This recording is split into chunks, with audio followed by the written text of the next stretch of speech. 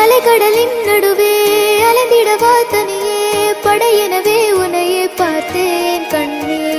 புதை மணலில் விழுந்தே புதைந்திடவே இருந்தேன் குறுநகையை